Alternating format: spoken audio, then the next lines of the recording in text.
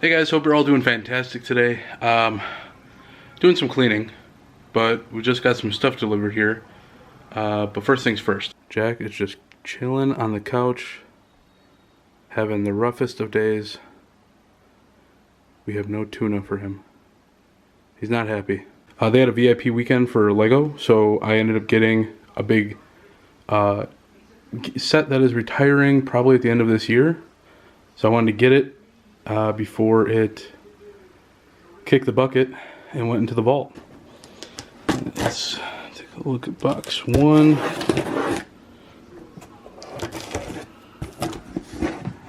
think this just might be the promotional items.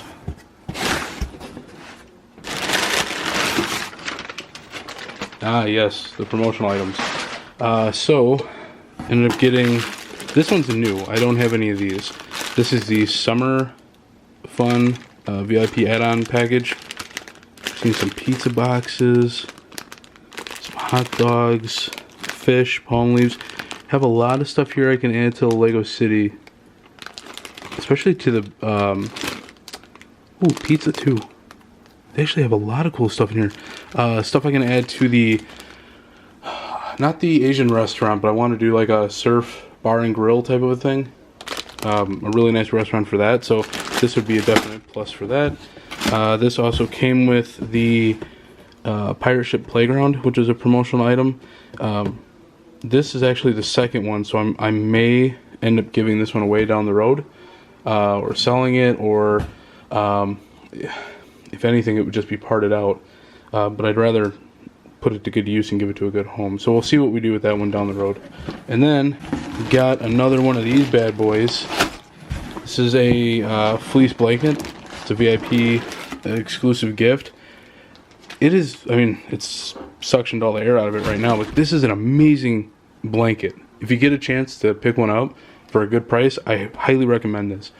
I actually have two of them right now. I have one of them that I'm going to be selling to a friend, and this one I have no idea what I'm going to do with, so I'll figure that one out down the road. Probably should be using a box cutter for this one, but I can't find my box cutters, and this is really the only thing I use this knife for.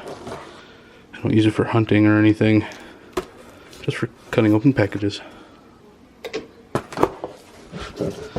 Oh, this one's going to be a big one.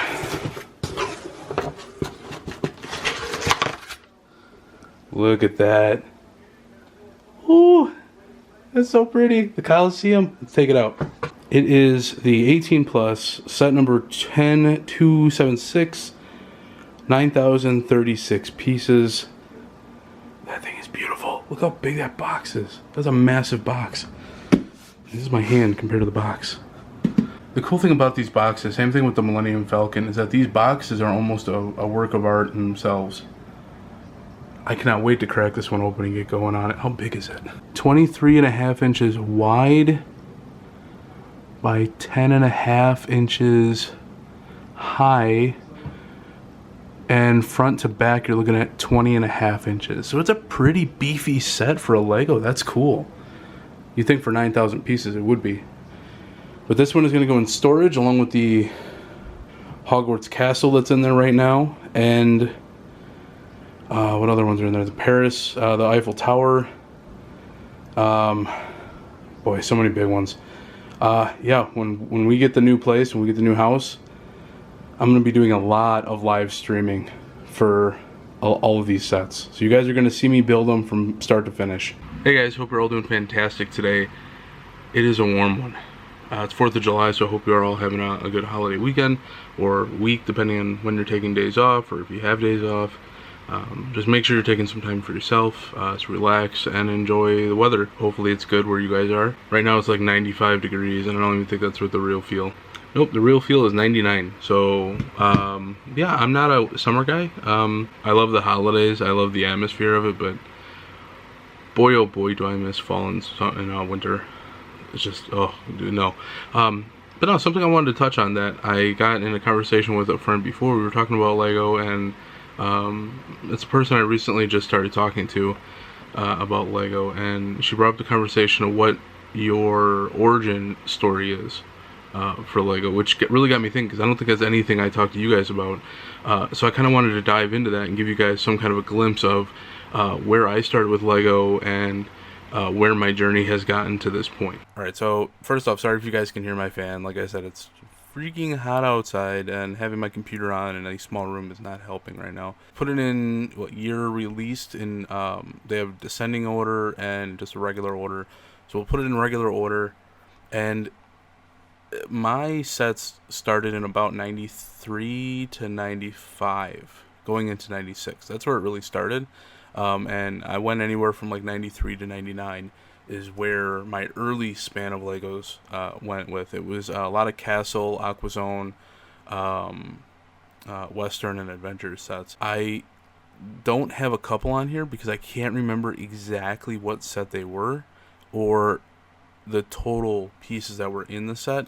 Like I remember having a set like this, like the Magic Shop, where it came with a wizard, but it was like a traveling cart type of a thing, so I remember it coming with a horse.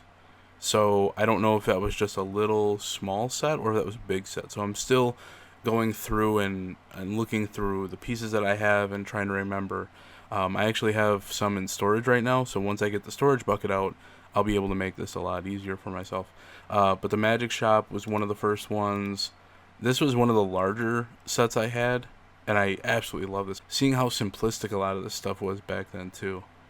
Like, I don't think they would have done things like this if they, going back, if they could have. But the Sea-Claw 7 was a cool set. Royal King, it's funny because now looking at it, the crown looks the same, but the sword is completely translucent now. It's like the whole coating of it has worn off. And it's weird. Like, it's almost like it's like a, I remember when I was a little kid and I saw that, I'm like, oh, it's like a ghost sword now.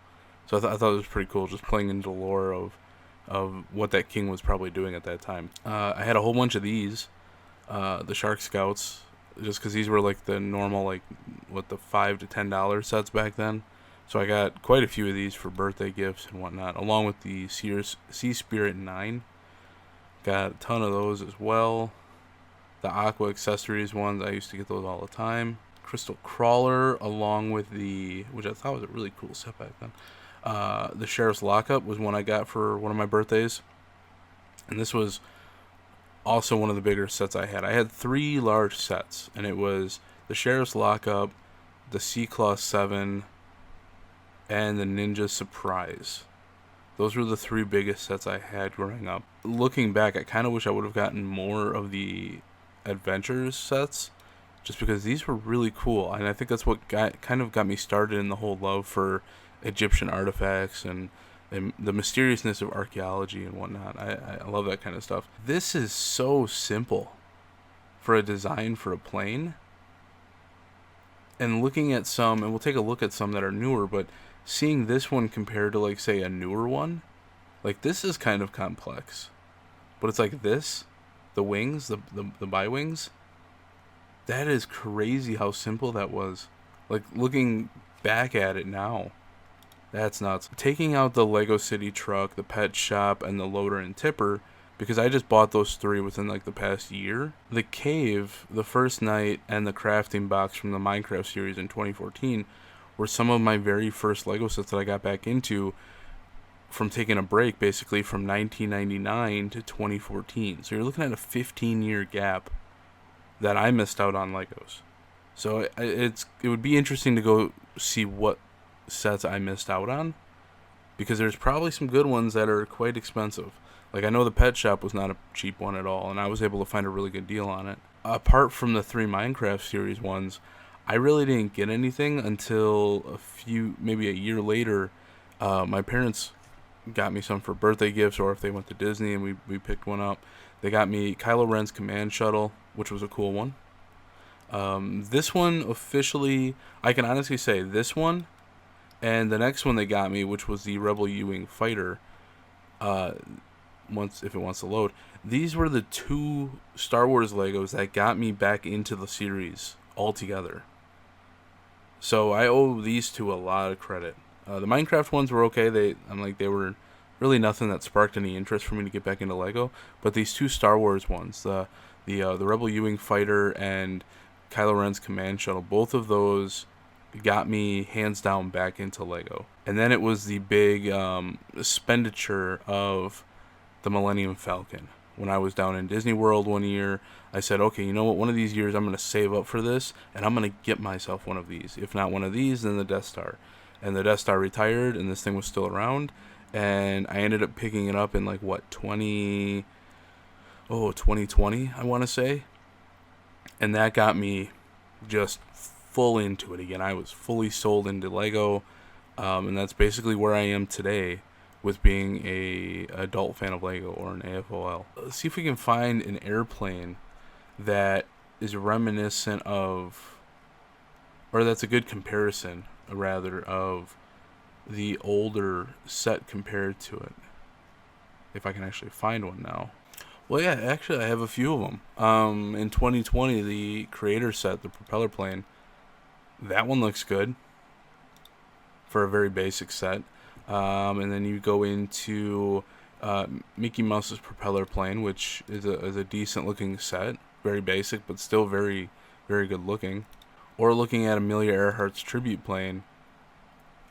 I think it looks so cool. I love this one. This is when I build my automotive type museum, where I have cars, trucks, race cars, boats, planes. This is going to be one of the bigger centerpieces of that thing, because it's such a cool looking piece.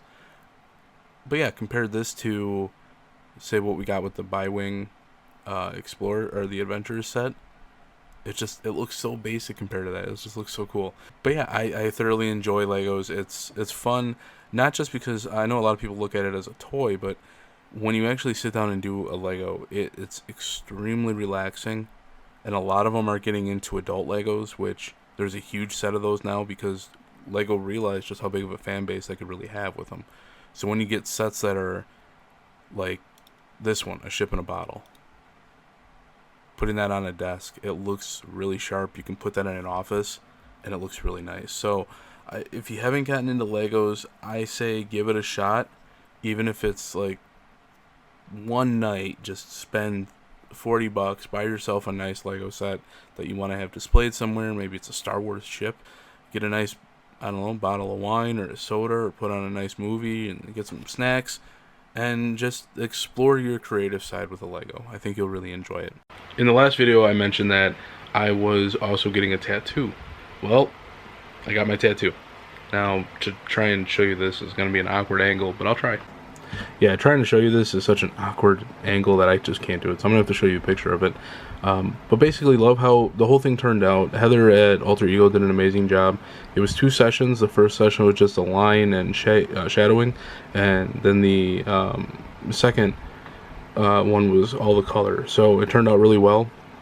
One thing Heather and me talked about too was maybe even adding to it down the road, whether it's additional Star Wars characters, additional Lego characters in general, like a Harry Potter character, or a Lego Marvel character, or even doing just Star Wars or Bounty Hunter symbols around it, or Mandalorian symbols around it. Just something to add to it. I definitely think I am going to down the road. Maybe not right away, because this one, obviously, it's not just a small chunk of change. I mean, it's right up there with like a really big Lego set. So I need to set some money aside down the road to do another one. But Heather did an amazing job with it. Couldn't be happier. And I'm definitely going to be going back to Alter Ego for more tattoos down the road. I think that is going to wrap up this video. There was a lot of Lego talk in this one. I have some stuff to edit for this video as well as some other ones. I was hoping to come back with some home information to tell you guys, but unfortunately everything kind of fell through. There was a home that I was supposed to go take a look at, just to get a feel for, see how I liked it, and about an hour after we scheduled the appointment, my real estate agent called me back or texted me and said that my appointment was canceled because they already had some viewings and they accepted an offer. So chances are the offer went for above asking, which the fact that they had this house at, like, it was 912 square feet, not big. That's smaller than my condo that I just had. And they were charging, what, $210,000? So, I mean, it just blows my mind. Yeah, the homing market, or the housing market in Wisconsin isn't going down at all. There are some areas where you may be able to get a good price for a home, but they're very far and few between. They go very quickly, and the housing market here is just absolutely nuts. And unfortunately, it's not really showing any signs of slowing down, so I have to go and get all my information redone with my lender, as far as the interest rates and getting pre-approved again. So who knows how long this will actually take for me to get a house, but the way it's going right now, I could be here for a total year before actually finding my place, which wasn't really planning on, but there's a really good chance when I go to Florida that I'll still be living with my parents right now. So we'll see how it goes, but I will see you guys in the next video. Until then, take care and peace out.